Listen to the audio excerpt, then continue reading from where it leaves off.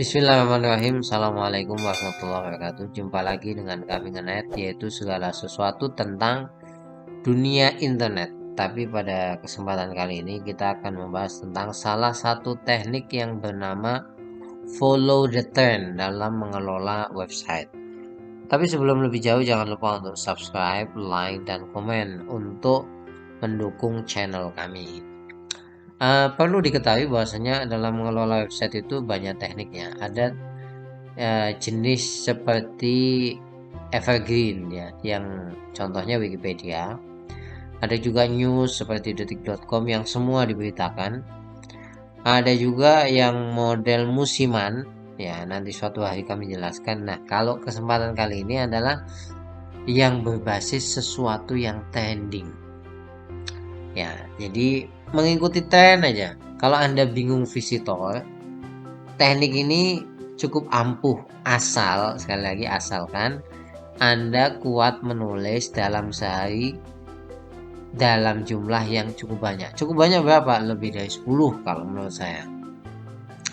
Atau kalau aduh berat sekali ya, mungkin lebih dari 5 bisa Anda lakukan. Ya, teknik ini banyak digunakan oleh website-website besar, walaupun bukan teknik utama ya, tapi biasanya ini digunakan. Bagaimana cara kita memulai follow the trend? Yang pertama adalah Anda harus menemukan yang namanya berita trending. Ya, trendingnya bisa dalam negeri, bisa luar negeri, tapi kami sarankan yang dalam negeri. Walaupun mungkin Anda mengatakan, berita receh ini, jangan salah. Indonesia itu sangat menyukai hal-hal yang receh. Ya, yang pertama sumbernya adalah Google Trend. Ini memang berbasis daripada mesin pencarian di Google. Jadi yang paling banyak Anda bisa pungut dari sini. Kalau menurut Anda itu cukup trending ya. Contoh misalkan kalau yang tren penelusuran harian paling banyak itu adalah Timothy Weah. Ya, tapi kalau menurut saya wah ini kurang bagus. Ucapan Hari Guru juga menurut saya nggak begitu trending ini.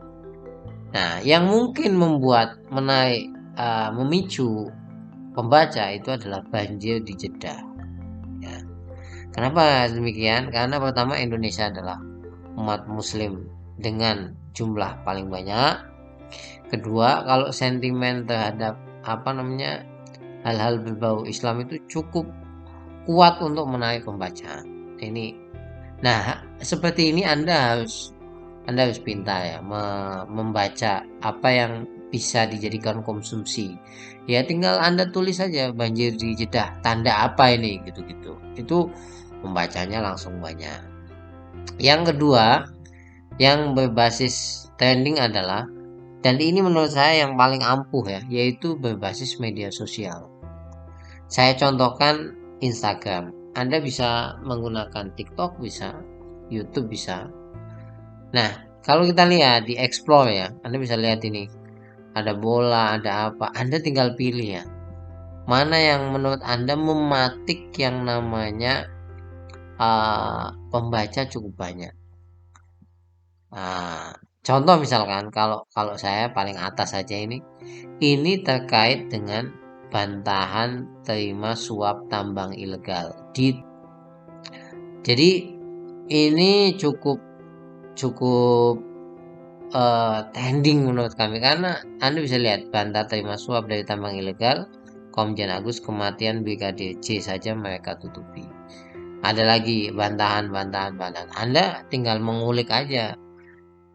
Jangan mengada-ngada. Ingat, hanya Anda mengulik berita saja. Jadi tekniknya menulis ulang, tapi sesuatu yang trending. Ya, ini menurut kami cukup cepat untuk dijadikan bahan isu nasional. Ya, pokoknya di media sosial itu sangat sangat cepat sekali lah bisa dijadikan trending. Yang berikutnya adalah Anda bisa melihat dari berita ya. Maksudnya berita itu apa? Website berita itu biasanya ada yang namanya berita paling populer. Ya, ada yang berita yang bertahan terus. Kalau ini terkait Piala Dunia ya, Piala Dunia cukup sering seperti itu. Nah, ada satu website yang pada akhirnya menggunakan teknik ini dengan lebih dominan, walaupun tidak full ya, tapi dengan lebih dominan. Itu namanya Satu Viral. Namanya aja Satu Viral ya. Jadi dia berbasis yang paling banyak disuguhkan adalah trending viral. Walaupun di website lain juga menggunakan teknik ini, tapi tidak begitu banyak lah. Ini salah satu. Dan ini dia paham bahwasanya hal-hal yang viral itu mengundang visitor. Maka Anda bisa lihat tuh di TV sendiri sekarang ada namanya acara yang berbasis hal-hal trending. Pertanyaan berikutnya, lalu bagaimana menyuguhkan hal-hal trending itu? Kita bisa mencontoh yang namanya detik. Ya. Anda pasti ingat salah satu berita yang cukup populer pada pertengahan November 2022, yaitu yang namanya kasus ini nih, kebaya merah ya. Itu kasus yang cukup menghebohkan. Bagaimana detik kemudian mengulas ini? Anda bisa perhatikan ya. Dalam satu jenis berita saja ya, terkait itu, dia bisa mengolahnya sampai 1, 2, 3, 4, 5, 6, 7, 8,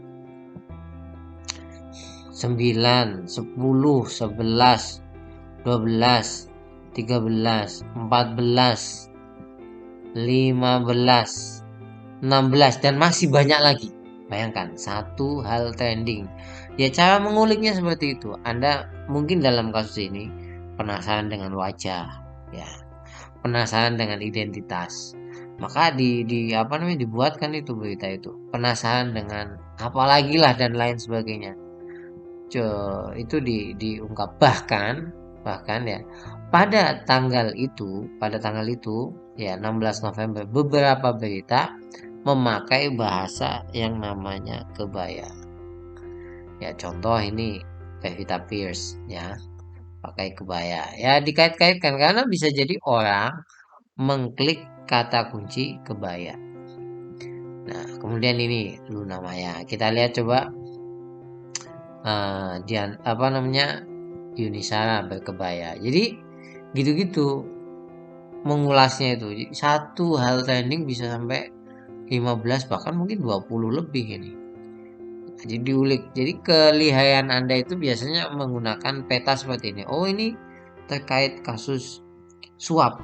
Berarti dugaan siapa yang menyuap. Objek siapa yang disuap. Besaran dana yang disuap. Wah, gitu-gitulah. Yang penting Anda berbasis ya. Ingat, berbasis, jangan memunculkan hoax, karena salah satu hal yang cukup berbahaya adalah menampilkan berita yang tidak sesungguhnya, karena Anda pengen visitornya membludak gitu. Oh, ini jangan hanya bermain-main judul aja, kayak detik ini bermain-main judul.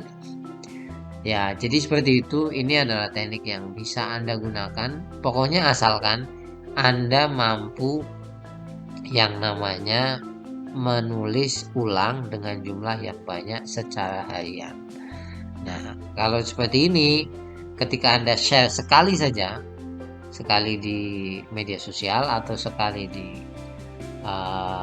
WhatsApp atau di mana, itu visitornya akan cukup banyak. Ya, buktinya cukup banyak apa? Bagaimana mungkin tidak banyak kalau misalkan detik dalam mengolah satu berita saja, satu kabar saja, dia sampai menulis beberapa artikel di sini ya.